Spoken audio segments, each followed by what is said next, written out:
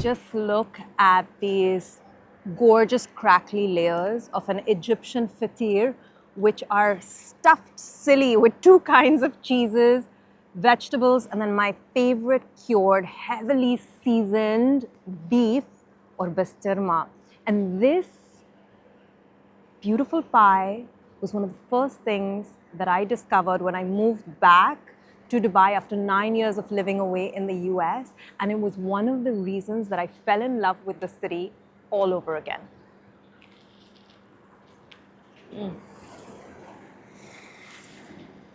I am in a neighborhood of Dubai that is a hub of hidden gems from across North and East Africa.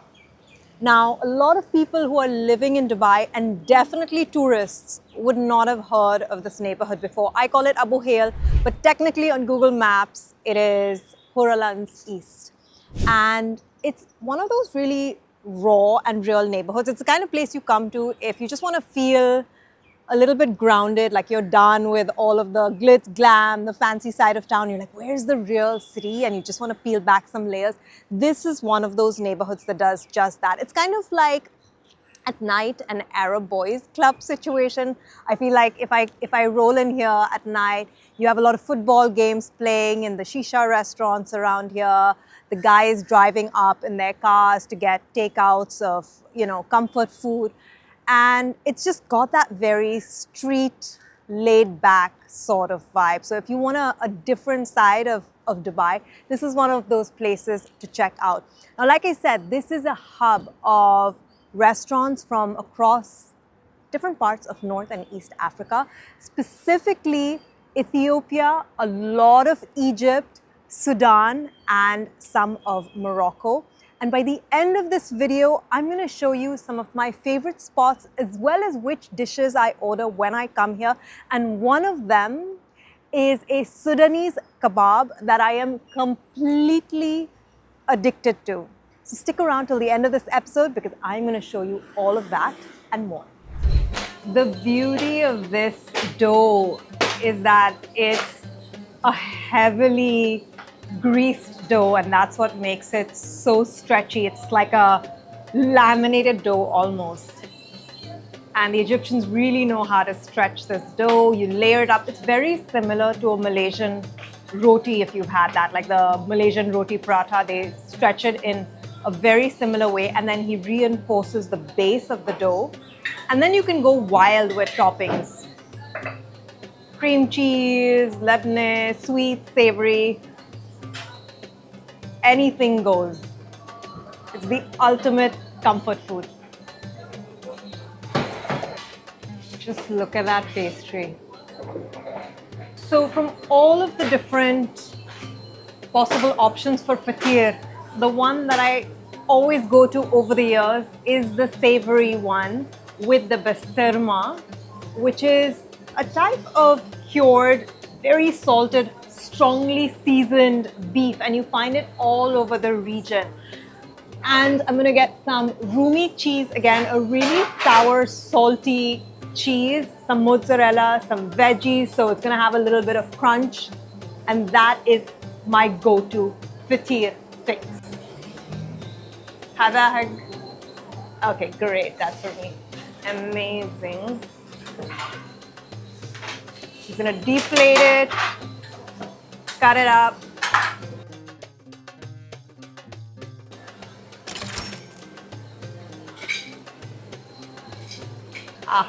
So nice and warm. This is the kind of thing, if you look around, they don't actually have any tables and chairs in here. It's a really, really tiny place that's been around, I feel, for decades. And you just kind of drive up in your car, you order it from your car, you eat in your car. It's like a drive-through. Just the smell of the cheese and the beef and the fresh pastry. This is great as breakfast, but it is also something that you would have at midnight. The busiest this place gets is at like late at night when a whole bunch of cars drive up, they park outside, they order their Feteer fix. I'm gonna go in for it. Oh wow, it's just out of the oven, right? So obviously it's gonna be hot.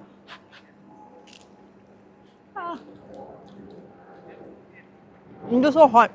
I really feel this is one of those things, you've got to order it, you have to have it fresh. Otherwise, what happens is when they close the box, these layers start steaming and it gets soggy. So there is nothing like getting your Feteer made fresh and then just standing out on the street or in your car and having it. And it's exactly the kind of high sodium fix that you crave at midnight. This is one of those first foods that I had when I moved back to Dubai after 9 years of living away for college and work. And it was one of the things that made me fall in love with the city again. This Feteer from Al Amour at this specific corner.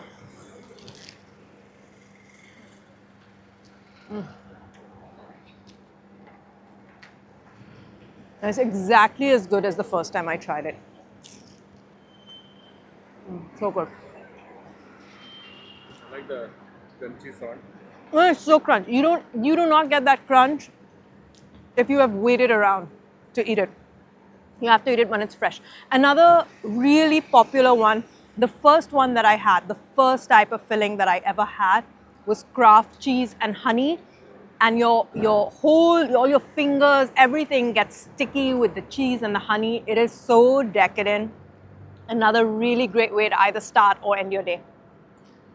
The next place we're going to is also Egyptian and it's also called Al Amour. They all used to be under one ownership, I believe, before, and then now they're all split up into multiple restaurants. While the first place we went to just specialized in Feteer, this one does all of the Egyptian food. So they do Feteer as well as a bunch of other stuff, including the Egyptian style of Falafel, and that's what I'm going to have next. I literally got here 3.5 minutes ago and they're constantly frying these fresh. So I got my order within a flash. This is the Egyptian style of falafel. It's called samia. And this is made with fava beans. And it's almost like a flat, it's not that round globe that people expect in a falafel. And there we go. So that is fool or fava beans. And you still have it with tahine. You can have it like a sandwich. I like it just plain like that. It's so good. You know what's really good? Is the tahine. It's not just plain tahina. They've seasoned it. Look at the crust on this. You can see that cross-hatched crust. And it's covered in sesame seeds.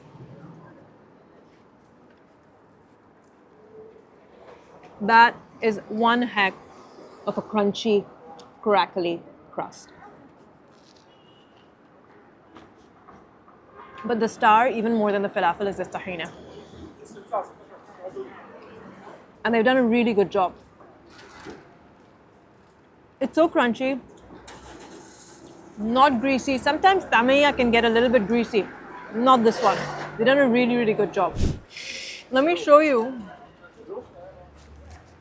what stuff you can get here. Because an Egyptian menu reads quite different than a Lebanese restaurant menu, which more people are accustomed to seeing. They have all the kebabs and all of that. But again, the real stuff that is Egyptian is these kinds of falafel, the pie that we just ordered, and then a dish called kushari. So if you look at this,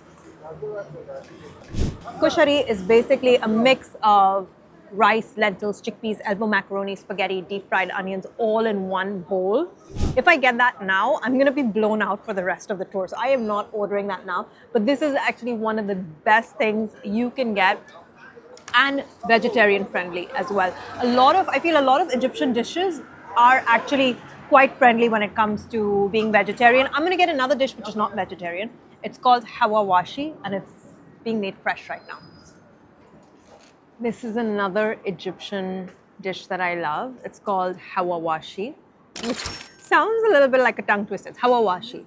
And I think it sounds very much like the word hashu for stuffing.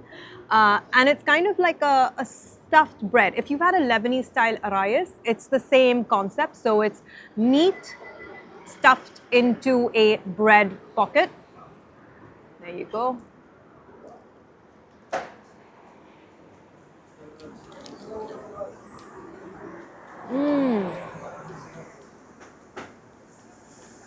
There's bits of onions, bits of herbs, and they've got some sort of paste. I have no idea what that is. But it's crunchy on the outside. They've got a really nice crust happening on the outside. And then on the inside, it's really juicy. I've actually had this in other places. I've never had it here at Al Amour, this branch. And they've done a really good job. You know what makes it special? If you look really closely, it's the kind of bread pockets they've used. So it looks like a regular pita, but actually this is Aish Baladi. This is the Egyptian style of pita, and they make it in this neighborhood as well. And it's dusted with bran. So what happens is, because it's dusted with bran, it has a nuttier flavor and it gives you that gorgeous crunch on the outside that you don't necessarily get at the same level in just a regular pita bread. They're really quite lovely. I'm going to try dipping it in the tahine, which is frankly so good.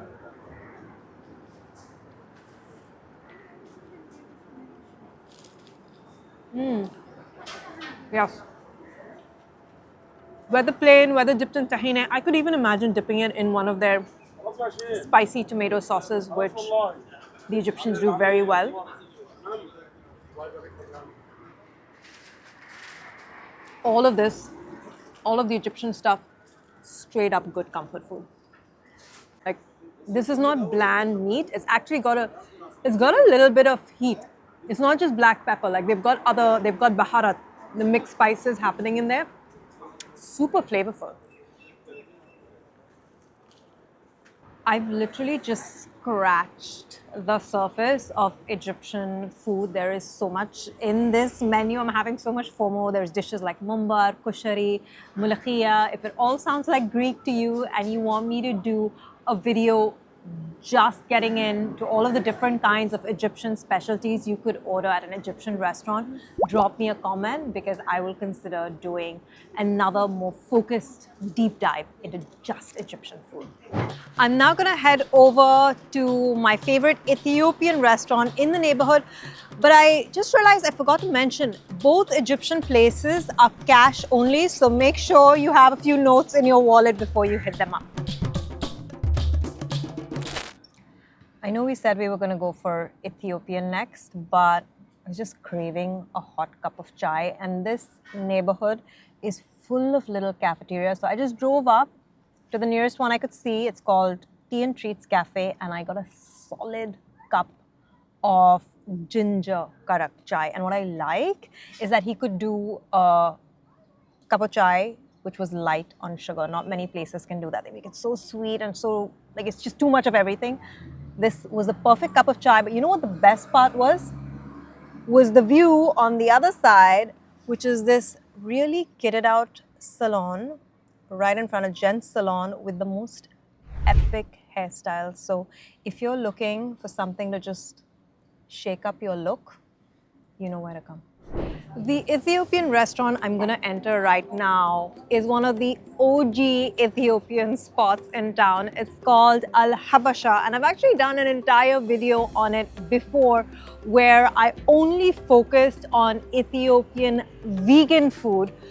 Today is going to be quite different. It's all the meat stuff.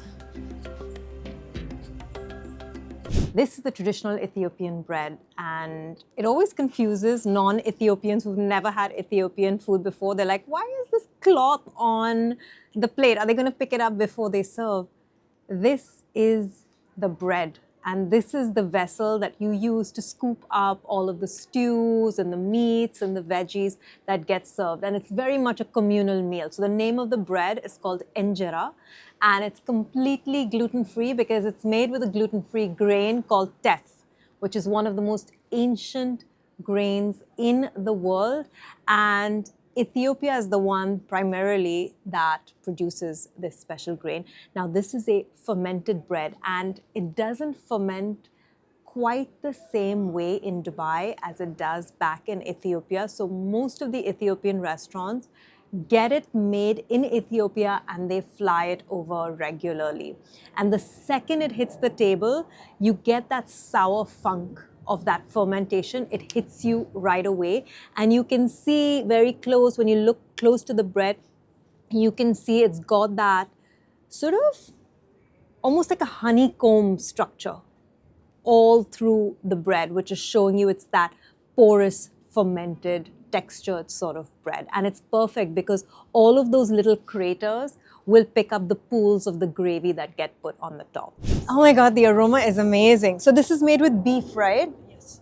It's got beef, caramelized onions, chilies, tomatoes, and then do they mix in the berbere in this? Does it got no berbere in this? This is got the characteristic spice of Ethiopia, which is the berbere spice mix.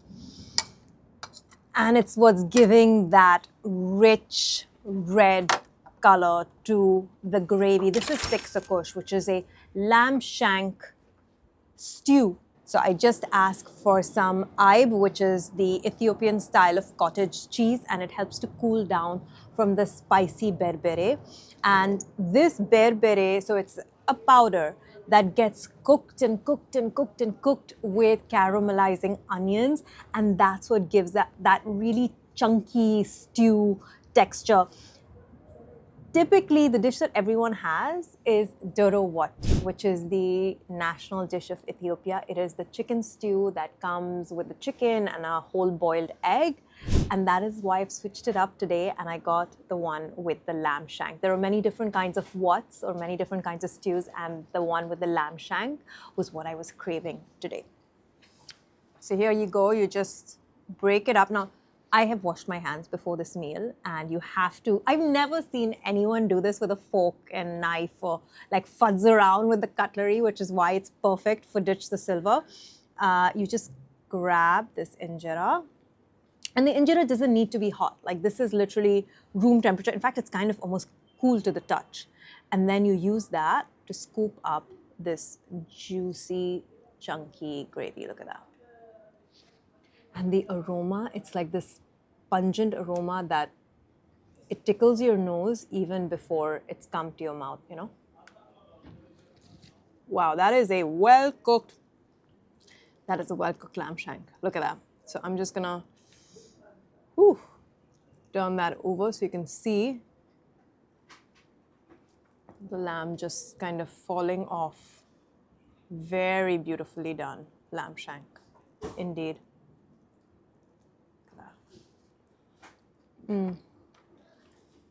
Oh, wow. I gotta say, with the doro wat, with the chicken, it is a really beautiful dish. The chicken tends to be on the more fiber side because of the kind of chicken they use. But with this lamb shank, it is so meltingly tender. It just sort of melts into this chunky gravy. I actually crave the stew a lot. I don't know why I don't have Ethiopian food more. I think about it a lot. This second dish that I pulled out is actually one of the first favorites I ever had when I was experimenting with Ethiopian food early on. It's called karamara tibs. It's almost like jerky. So they're strips of beef, and they're cooked with caramelizing onions, with tomatoes, with green peppers in a special, I want to say it's clay, in a special clay pot. And yeah, it's much more sort of chewy. You see? It's much more fibrous. It's very much like, literally like having beef jerky. I feel I want to just dip everything in that chunky gravy. Oh my God. I don't care that you're not supposed to do it, just do it. Like, this is a whole package. You kind of have to eat the onions, the tomatoes, all of it in one little package in your injera. So good. I'm going to actually scoop up some of that berbere as well. What I love about the berbere is that even though it begins as a spicy sauce, when they cook it down so much with the onions, it sort of all balances out. So you just get the warmth of the berbere without that sort of searing heat of chili. I'm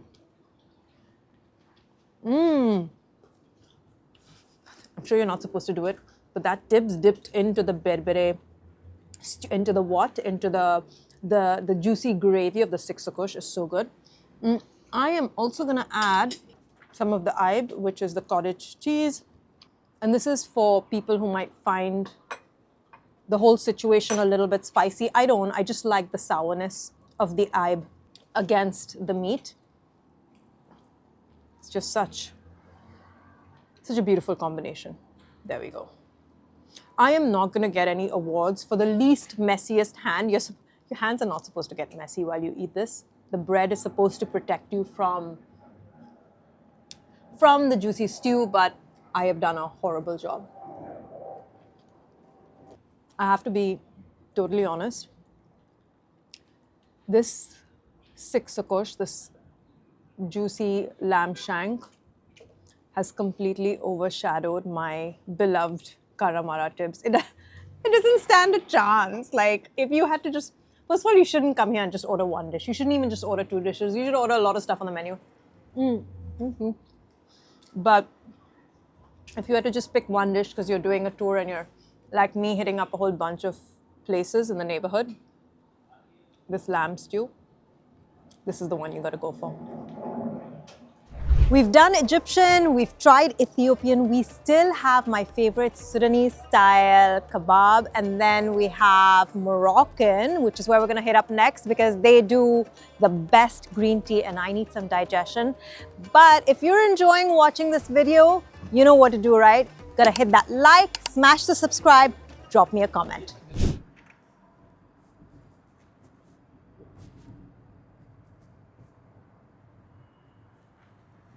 It's Friday prayer time. This is the Juma Prayer. It's the most important prayer of the week. And the mosques are so full that people have spilled out all over the sidewalks. Actually, a really beautiful sight.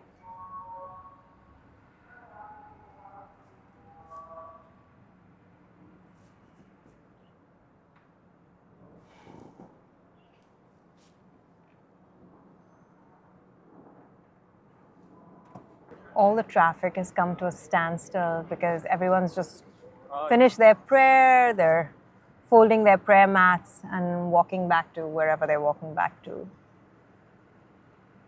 But yeah, this is where you really feel like, you know, you are in part of the Middle East. Because sometimes when you're in Dubai, you kind of, you know, you get swept away with all of the skyscrapers and the glitz, the glam. It feels like you could be in any really futuristic part of the world. But then when you come back to these neighborhoods, you get grounded. You get a sense of where in the world you really are. You see people just pouring out of the mosque right now.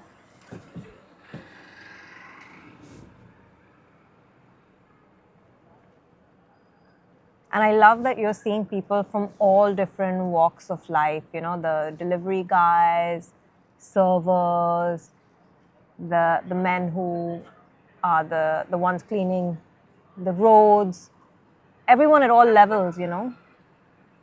Everyone sort of stands next to each other and prays because everyone's equal in the eyes of God.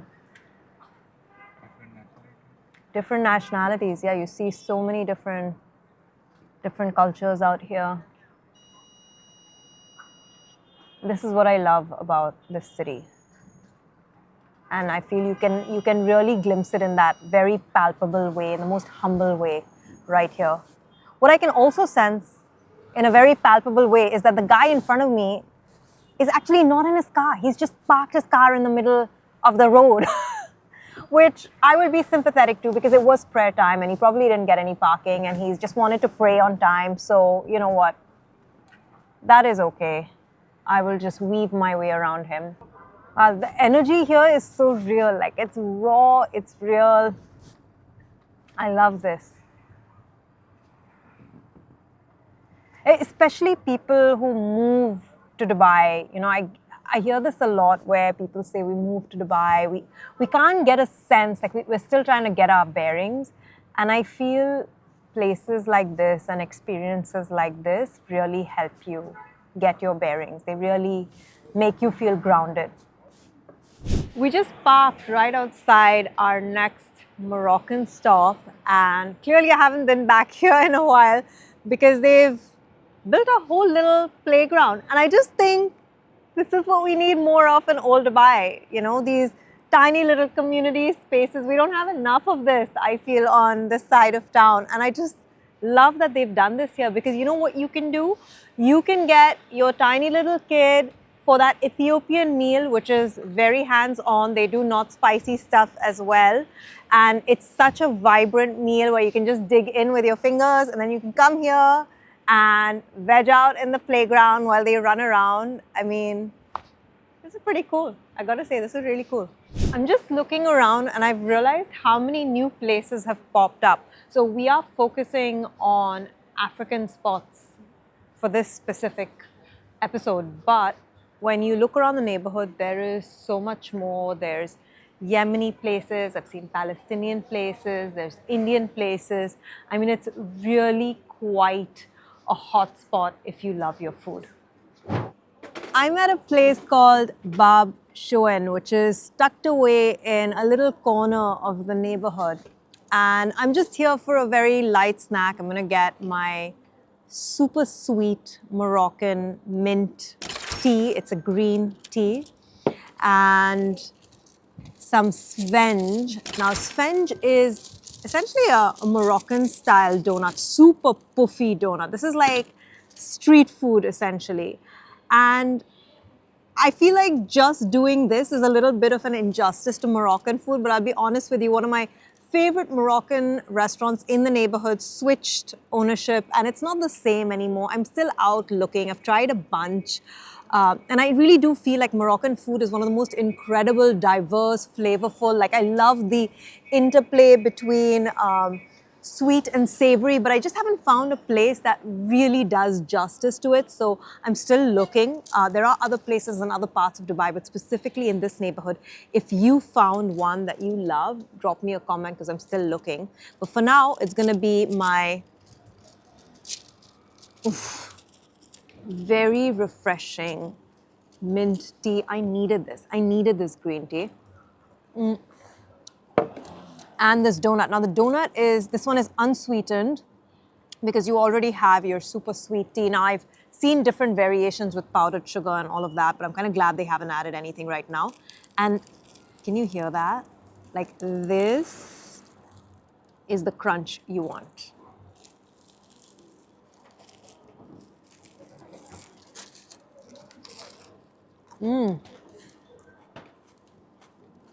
This is all about the texture. Like, this is a play entirely on super cloudy, crunchy, puffy. Like, if you had to take a cloud and deep fry it, that is Svenge for you. That is exactly what this is.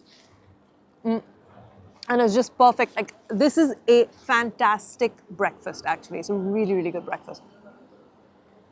And I have told Moroccans about this place. They've come and tried it because I wanted to know. I've never had this in Morocco, and I was like, is this the real deal? Is this legit?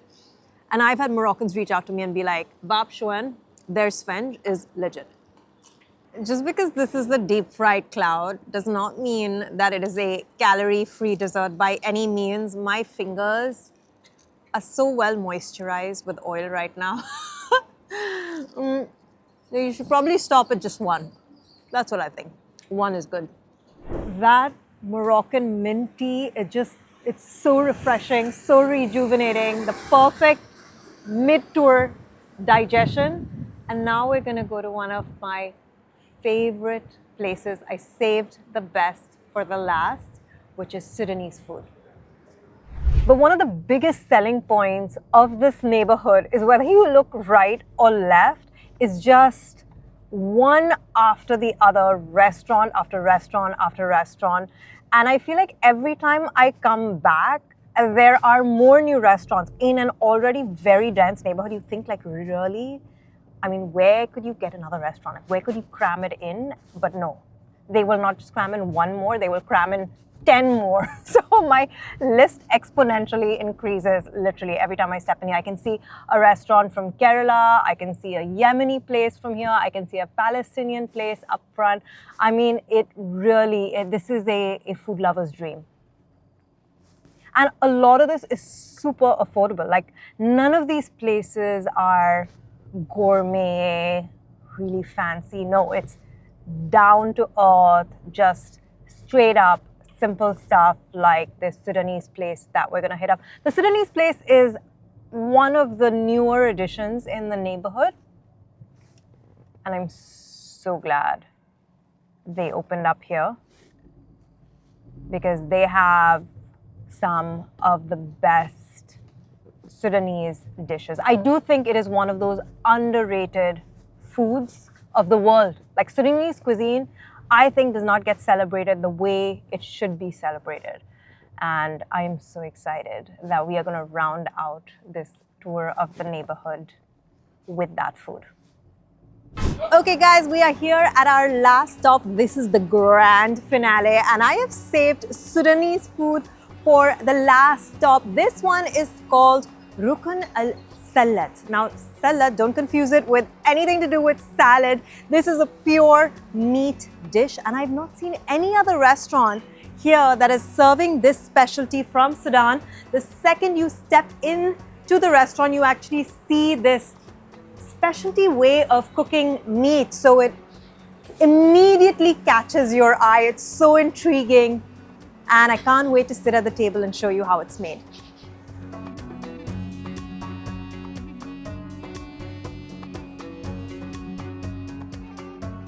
This is for Sudanese way salad meats. Gorgeous. Okay. This egg bilan, salatat aswad, gashi, chicken. Okay. And salad. And honey. Thank you. I am with Omar Ibrahim Usman, who is the owner of Moroccan Salad. And true to Sudanese hospitality, I ordered 2 dishes and then they pulled out 10 dishes. I really feel it's one of the most hospitable cultures of the world, and very similar to Ethiopian food that we just had before. It's very communal, right? Everyone eats from the same plate. Yeah, really, yeah. And do you use spoons and all this, or you just eat with your hand? Yeah, but this is option. When you eat like your hand, this is better. This is natural. Thank you. Our show is called Ditch the Silver. Also. I prefer to just eat with the hand. Okay, so tell me what we have on the table. Just this is, we have like a main dish, like this salad meat we make on the stone. This is different way and very nice taste. This is a specialty of Sudan. It's called salat. We can eat with honey. And, so you eat these little meat bits with the honey. Yeah, amazing. and spicy sauce. Now this is a spicy peanut sauce called spicy dakwa, peanut is it? sauce. Yeah. Now you can check this one with the honey. Okay, let's go do this together. Yeah. So this is actually what the restaurant is known for, and I think I've seen that it's especially Bedouin tribes. There's certain Bedouin tribes in Sudan and also that are known for this. First restaurant we are making this is different way. I've never here. seen any other restaurant Yeah, that has made it here. This is the first time I've seen it, and it's cooked on hot basalt. I think it's basalt. Yeah. On hot basalt stone. So basically volcanic stones, which is what keeps the heat, and then you just pick it up. So go for it. Yeah, very nice. And also we cannot use like any oil. Just only we use like fat in the meat. Right. No so it's oil. basting with its own fat. Yeah, essentially. really 100% is natural. Amazing. Yeah. Now checking your honey. Okay. And then we also have to put. So where do I put this sauce? Check is your honey, and also and when where, you put a little sauce here, so very just nice. in here, Like okay, I'll put some on your side. Yeah. So this is the chili. Yeah, chili, very nice. Chili peanut sauce, and also we make like a mix chili. Sudanese people really like chili. I'm just saying, you guys are not shy with chili. That is such a unique combination. It hits you, it's like sweet, and then suddenly it's smoky, and then suddenly it's spicy, and it's just very bouncing off. And the key with this is you have to eat it fast, because otherwise it keeps cooking. Yes. And then it'll get chewy. So you have to really just focus and very nice. dip. Put it little salt. Wow. Chili, It's spicy. very nice, One more. Of course, I want Also more. with fat. I can't believe that I've done a whole tour and now I'm like, let's just sit and have a whole Sudanese meal. Wow. Very nice taste. Juicy, smoky. Yeah. It's so unique. You know, this one though is And this one, actually agache one of my chicken. favorites. Yeah. They are called agache chicken. Agache chicken. Now, Yeah, yeah. originally this dish, they say it traveled from West Africa. So they say it came in with the Hausa people from Nigeria and then it slowly transformed into this dish. And what is this special powder on the This top? is special powder, same like spicy. We make like peanuts and with chili and with a little spicy. Sudan, you guys love your Yes, peanuts. yeah. Everything peanuts. Yeah, and that's why I everything love is it. peanut. Yeah? Yes. Oh, very nice. Okay, let's do that. Lemon. Oh, More that. you know, I feel this puts every chicken tender to shame. Once you've had this dusted with the spicy peanut powder, you can't have normal chicken tenders. This Yeah. is so good. It's so tender. They're like these thin, juicy strips with a crust on the outside that are dusted Yes. with this chili powder. Really beautiful. Very nice taste. It's just so unique. People don't know and haven't tried Sudanese food as much as they should. I'm so glad that you have this restaurant here. And I Thank you hope so you get much. people from outside of Sudan. You get other people? Yeah, really. Because we are here in Dubai. Dubai. Yeah, because many people, the same like diversity. They are came here and also they are very like Sudanese taste. You're like right. agache chicken, salad meat, Yeah. salad, special dishes for my restaurant. All people they are like. This is what I love about Dubai. People are open-minded. They are welcoming of other cultures. They want to try. But also Sudanese people are just very easy people to love because you guys are so friendly and so hospitable. Like you're always smiling. Wherever Thank I've you gone, so much. whenever I meet Sudanese people, they're always ready to feed. It's like eat. I'm like, Thank you. I'm bursting. And then they're like, okay, now we bring out the main course, you know? We have like many way with cooker, okay? But the basically lemon, peanuts, and little Eggplant sauce. and sauce. This is the main. Like your, this kind of peanut sauce. Yeah, this is the main. Yeah. So this is again, That's really depend for the peanuts. it is. It's all. Yeah, it's a peanut. I mean, honestly, it's got eggplant in it, but I'm eating it because it feels Yeah, like yeah, peanut butter. yeah. It's like eggplants and peanut butter, Yeah. and it's so creamy Yeah. and nutty and smoky because of the way they cook the eggplant. Yeah. Very nice taste. If you don't like eggplant, come try this dish, and then we'll talk. It's so good. Very nice. Yeah. Also very healthy. Well, not if you eat as much as I think I'm And gonna also eat you today. can eat with meat Oh, really? when you eat like You this know, one. This is what I appreciate about Sudanese people, is they like to take food and mix it all over, which is how I like to eat this kind of food too.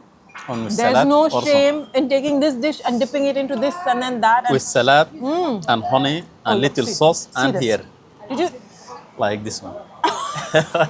Very nice taste. see? Anyone else would have been like, oh, that's blasphemous. Like, don't mix this dish. And no. In Sudan, they're like, you want to mix 3 dishes together in one beautiful bite? Do it. Very nice. It's dish over dish over dish. One more. Oh my God, I think Yeah. I'm going to just burst. One more. Here. One more. Look at that. That is the way. That is, I mean, such a flavorful food. And you've got one that I did not order because I was trying to be restrained. This is like a special dish This is your special for dish. Sudanese. Yeah. And also like specific on Ramadan. And every Friday. Okay, Every this is Friday, your specialty all dish. people Sudanese, they are eat like tagalia.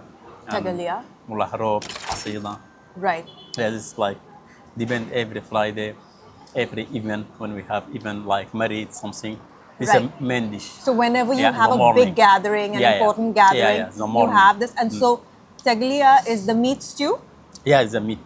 They and make then like the meat. asida is like almost like a thick porridge. Yeah, yeah. A very gloopy, sludgy porridge. Yeah, And it's made out of wheat flour. Yeah, wheat and flour. robe is garlic.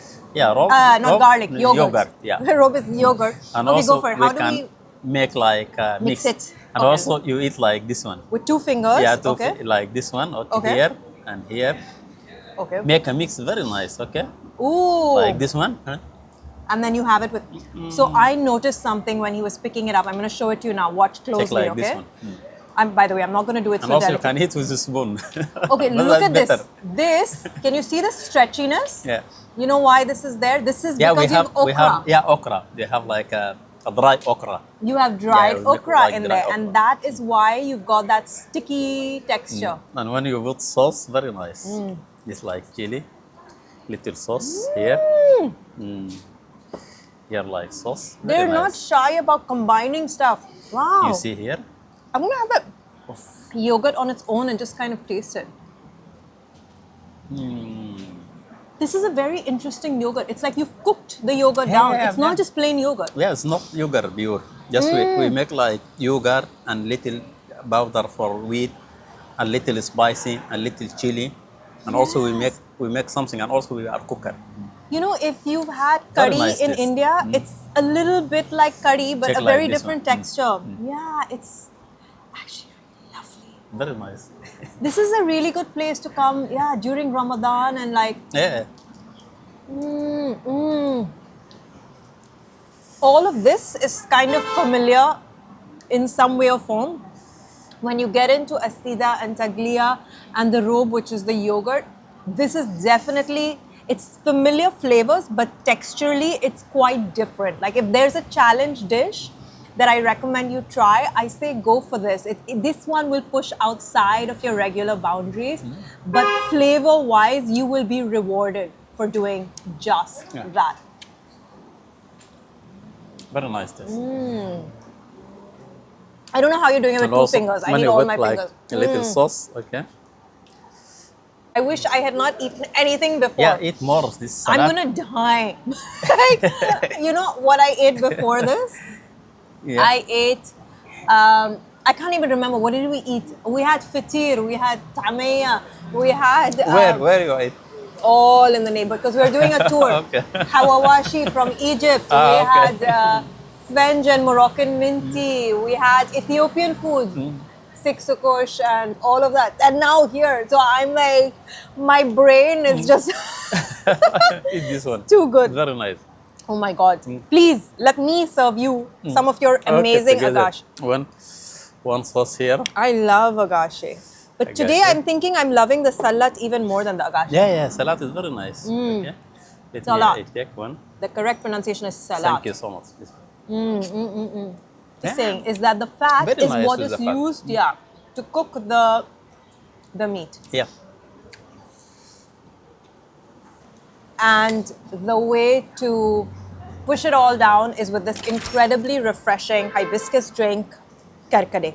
You have so much on your menu that I think you have to come back a few times Really? and maybe not eat at 3 or 4 restaurants before you come here so that you can actually eat through all of the dishes. But this was spectacular. Thank you so much Okay. for walking me through all of these dishes and eating with me. And what thank an you. honor. Thank you so much for you. You'll And see my face again. Welcome back again. Oh, you will. Whether you like it Welcome or not, back you'll again. see my face here again. Guys, I am so full right now. It is unreal.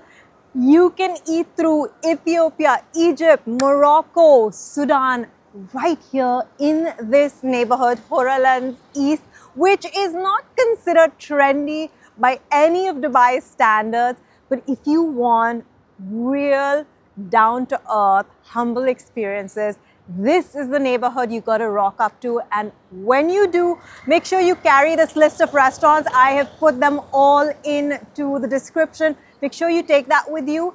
And when you come here and eat, you know it's going to be no frills. So you got to forks down, sleeves up. I know this video is supposed to be over, but I spotted this little Moroccan confectionery right before I got in the car. So I had to get out of the car, Let's go check it out. Check it out. It's like walking into Alibaba's Cave of Wonders. Wow, look at this. Morocco is famous for their confectionaries and he has everything under the sun. This is shabakia, which is like latticed fried dough, and it's dipped in almonds. I think it's dipped in almonds. It is dipped in almonds and a honey. It's super sticky and sweet. I want to try the shabakia with the almonds because I've never tried that one before.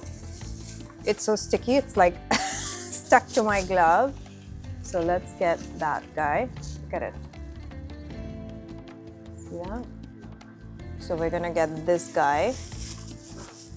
And then I feel these ones are briwat, which are like triangular sweet samosas that are stuffed with almonds, ground almonds. So I'm gonna get those. And then, I don't know what I should get.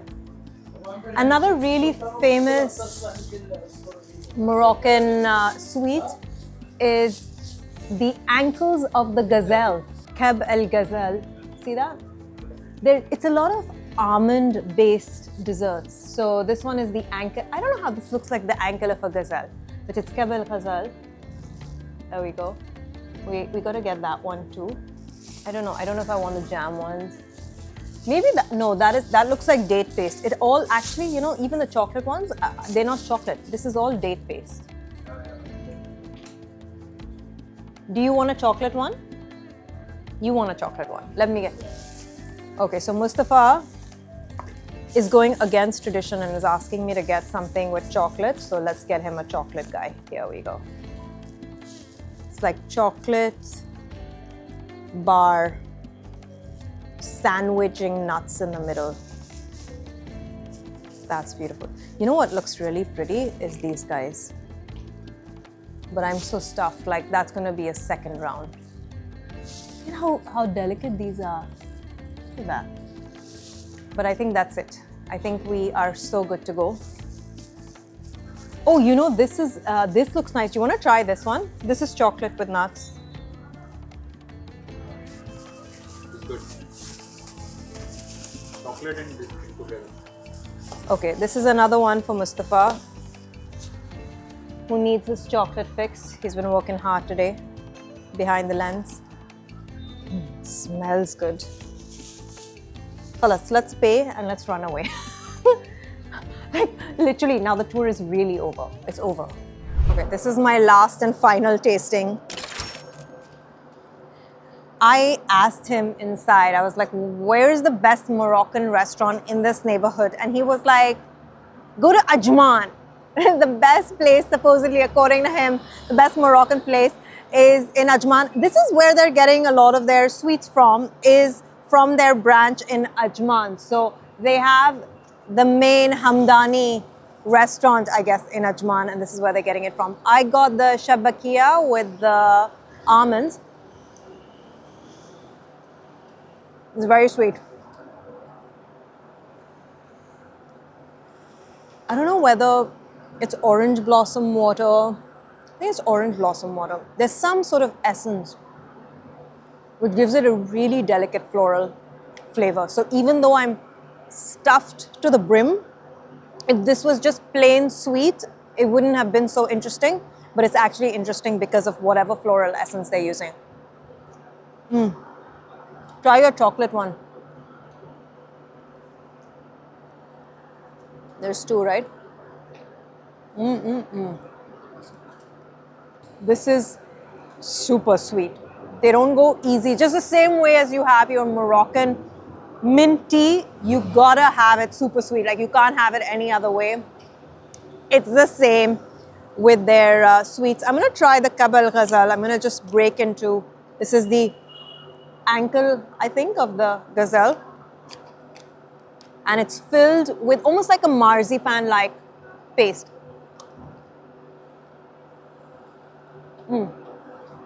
Not so sweet, This would be really, really lovely with that Moroccan mint tea, or even just with a cup of coffee. Yeah. Okay, I think I'm officially done now. Now I'm done.